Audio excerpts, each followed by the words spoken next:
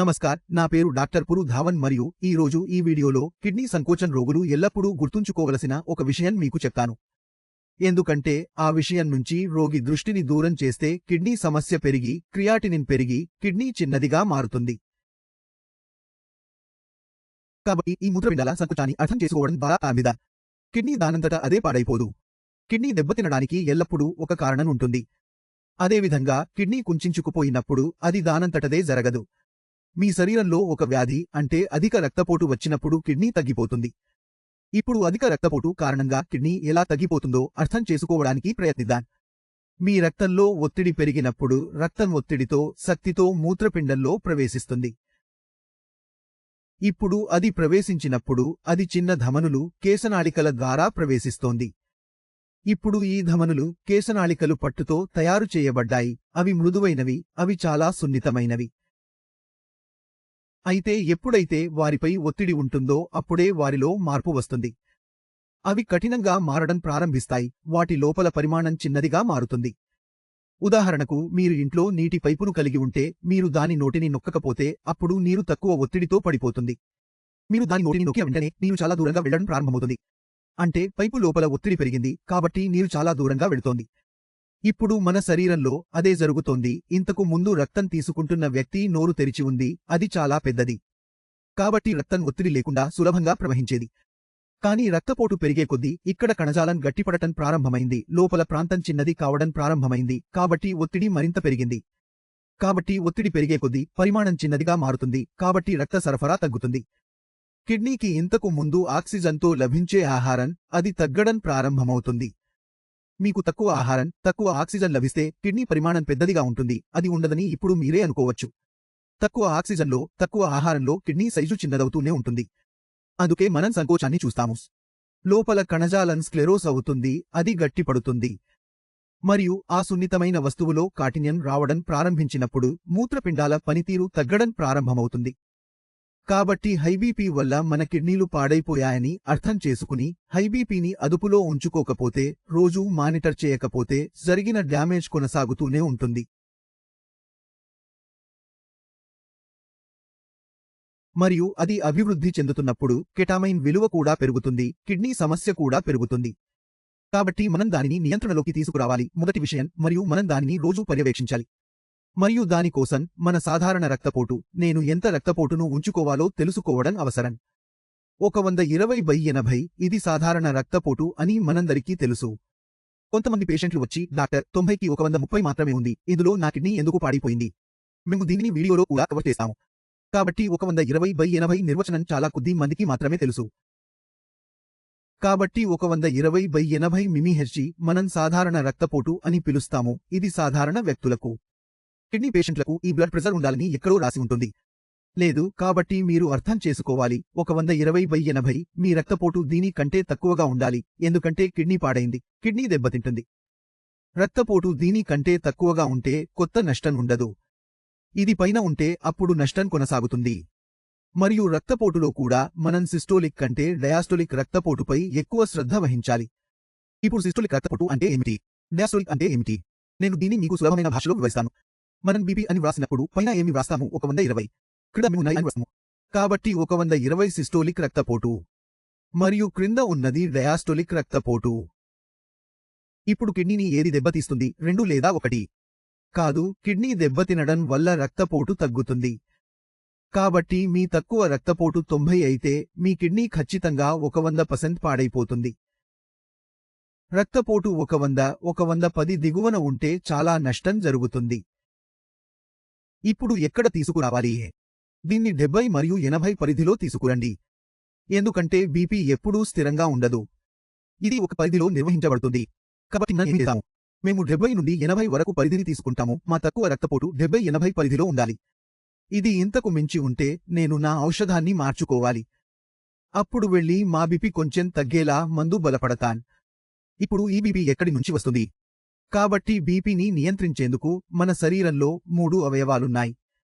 మొదటిది మెదడు. టెన్షన్గా ఉంటే బీపీ పెరుగుతుంది. గుండె సంబంధిత సమస్య ఏదైనా ఉంటే అది బీపీని కూడా పెంచుతుంది. ఇది మనందరికీ తెలుసు. మన బీపీని నియంత్రించే మూడో అవయవం మూత్రపిండాలు. మన కిడ్నీలు కూడా బీపీని నియంత్రిస్తాయి. అది ఎలా చేస్తుంది? శరీరంలో ఉప్పు ఎంత తక్కువగా ఉంటే మన బీపీ అంత బాగా రెగ్యులేట్ అవుతుంది. రెండవది, ఇది హార్మోన్లను విడుదల చేస్తుంది. మన మెదడుకు ఎప్పుడు బీపీ పెరగాలి, ఎప్పుడు తగ్గాలి అని చెప్పే హార్మోన్లను విడుదల చేస్తుంది. కాబట్టి కిడ్నీ ఫెయిల్యూర్ పేషెంట్కి బీపీ కారణంగా కిడ్నీ సమస్యలు వచ్చినప్పుడు ఈ 3 అవయవాలపై కలిసి పనిచేయాలి. అప్పుడు ఏ మందులకు తగ్గని బీపీ కూడా ఎక్కువైపోవడం మొదలవుతుంది. మొదట మన మెదడులో ప్రారంభిస్తాము. కాబట్టి మీ జీవితంలో ఏదైనా రకమైన ఒత్తిడి ఉంటే, మీ మూత్రపిండాలు చెడిపోతున్నాయి, క్రియేటినిన్ పెరుగుతుంది లేదా ఏదైనా ఆర్థిక సమస్య ఉంటే మీ మనస్సు నుండి బయటపడండి. దానికి దూరంగా ఉండేందుకు ప్రయత్నించండి. మీరు మరేదైనా పనిలో సంతోషంగా ఉంటే ఆ పనిలో మిమ్మల్ని మీరు నిమగ్నం చేసుకోండి. తద్వారా మీ శ్రద్ధ మీ ఆరోగ్యంపైకి వెళ్ళదు, అది మరింత దిగజారుతోంది. ఏదైనా ఆర్థిక సమస్య ఉంటే దాని పరిష్కారంపై శ్రద్ధ వహించండి. తద్వారా మనం దాని నుండి బయటపడవచ్చు. ఎందుకంటే మీరు ఎంత ఒత్తిడి తీసుకుంటే అంతగా మీ బీపీ పెరుగుతుంది. మరియు మీరు ఏ మందు వాడుతున్నారో పని చేస్తున్నప్పుడు మీరు దానిని చూడలేరు. కాబట్టి మొదటి విషయం మీ మనసును రిలాక్స్ చేయడం. అందుకు అనులోమ్ విలోమ్, ప్రాణాయామం లేదా ధ్యానం వంటివి చాలా సహాయపడతాయి. మరియు ఇది భారతదేశానికి మాత్రమే అని లేదా భారతదేశంలో చెప్పబడినది కాదు. ఈ ధ్యానం, అనులోమ్ విలోమ్, శ్వాస వ్యాయామాలు, దీని గురించి ఇప్పుడు ప్రపంచానికి తెలుసు. దానిపై అనేక అధ్యయనాలు జరిగాయి మరియు ఇది బాగా పనిచేస్తుంది. కాబట్టి మన మెదడు రిలాక్స్గా ఉండేలా దీన్ని ముందుగా మన జీవితానికి జోడిస్తాం. మాకు కిడ్నీ సమస్య ఉంది, మాకు అది ఉంటుంది. మనం దానితో పోరాడాలి, దానికి తలవంచకూడదు. తద్వారా మన సమస్యలు పెరుగుతాయి. కాబట్టి మనం ఏమి చేయాలి? పోరాటానికి మనల్ని మనం సిద్ధం చేసుకోవాలి. ఇప్పుడు బీపీని నియంత్రించే రెండో అవయవం మీ గుండె. మీకు గుండె సంబంధిత సమస్య ఉంటే మేము దానిపై పని చేయాలి. అది కాకపోతే ఇది సాధారణమైనది. అప్పుడు మేము చేసేది, మీ గుండె యొక్క కదలికలు, ఏర్పడే ఒత్తిడి, మేము దానిని తగ్గించగలము.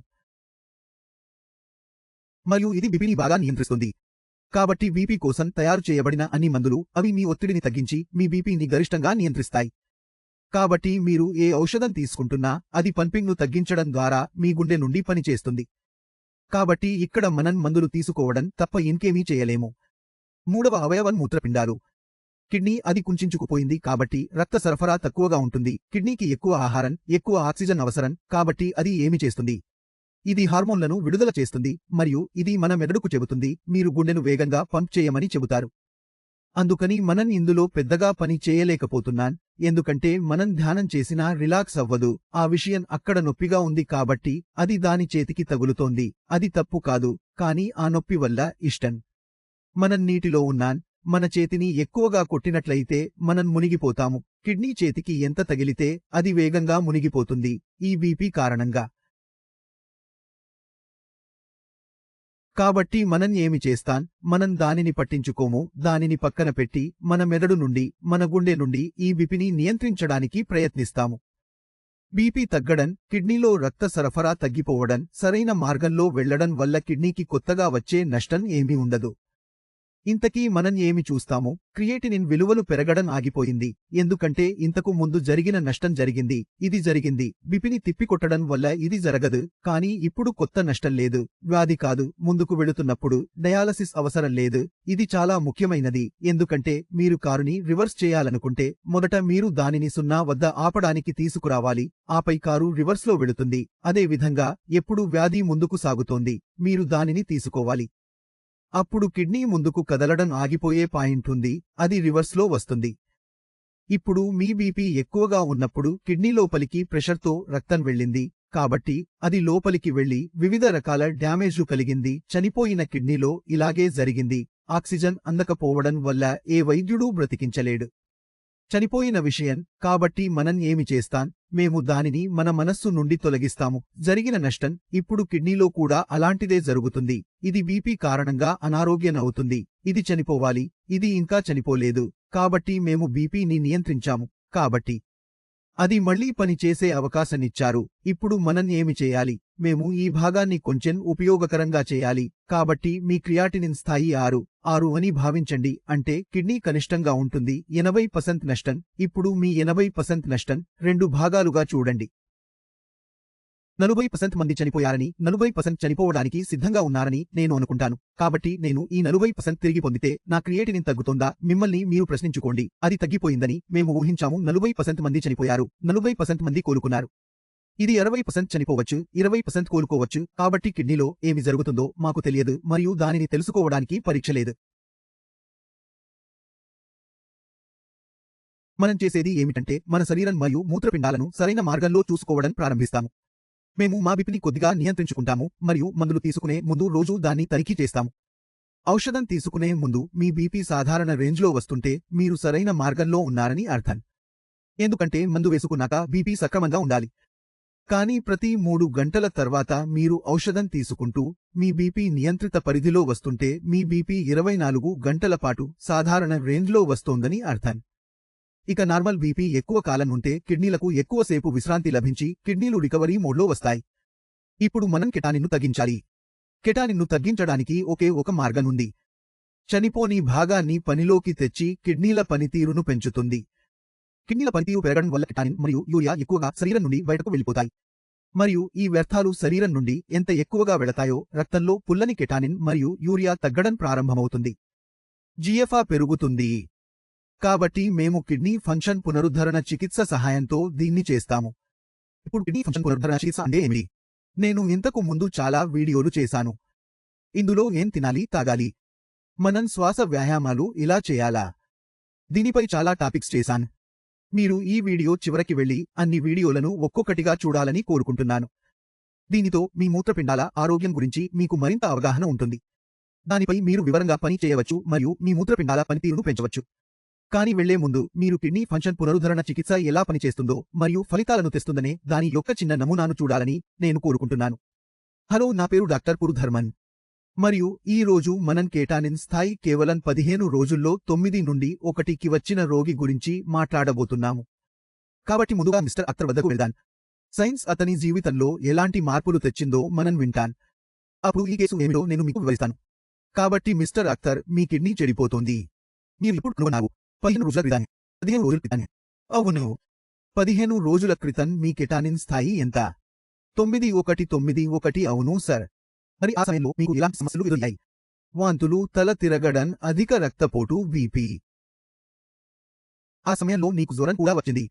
అవును అండి. మరియు మీరు ఇక్కడికి రాకముందు వేరే చోట చూపించారు. అవును, ప్రైవేట్ ఆసుపత్రి. సరే.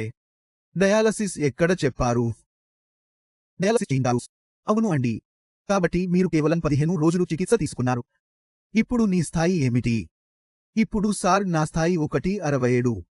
167. మీరు మీ శరీరంలో ఏదైనా సమస్యను అనుభవిస్తున్నారా? లేదు అయ్యా. ఖచ్చితంగా మంచిది మరియు మంచిది. మీరు పనికి వెళ్ళగలరా లేదా? అవును, ఇప్పుడు నేను వెళ్తున్నాను. మీరు ఎప్పటి నుండి పనికి వెళ్తున్నారు? 45 రోజులైంది. 45 రోజులైంది. మీరు మళ్ళీ పని ప్రారంభించారు. అవును అండి. ఇది చాలా మంచి విషయం. మిస్టర్ అఖ్తర్ యొక్క కెటానిన్ స్థాయి 9 నుండి 1 వరకు ఉంది. ఇది 15 రోజులలోపు వచ్చింది. అందుకోసం ఒకేసారి చాలా చోట్ల పని చేయాల్సి వచ్చింది. ముందుగా కిడ్నీ ఎందుకు పాడవుతుందో అర్థం చేసుకోవాలి. సాధారణంగా బీపీ, షుగర్ వల్ల 80–90% మందిలో కిడ్నీ పాడైపోతుంది. మిస్టర్ అఖ్తర్కి బీపీ లేదా షుగర్ లేవు. అతని ప్రత్యేక చరిత్రలో అతను 1–5 సంవత్సరాలు నొప్పి నివారణ మందులు తీసుకున్నట్లు కనుగొనబడింది. నొప్పి నివారణ మందులు తీసుకోవడం వల్ల ఏమవుతుంది? ఇది కిడ్నీపై ప్రభావం చూపుతుంది. కిడ్నీ వెంటనే పనిచేయడం మానేసింది.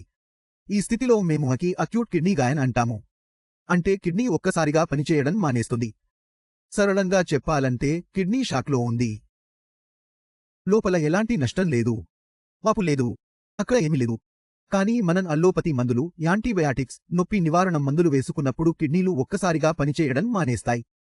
మూత్రపిండాలు పనిచేయడం మానేసినప్పుడు రక్తాన్ని శుభ్రపరిచే సామర్థ్యం ఆగిపోయింది. శరీరంలో కెటానిన్ పెరుగుతూ వచ్చింది. యూరియా పెరిగింది. ఈ కారణంగా అతను సమస్యను అనుభవిస్తున్నాడు.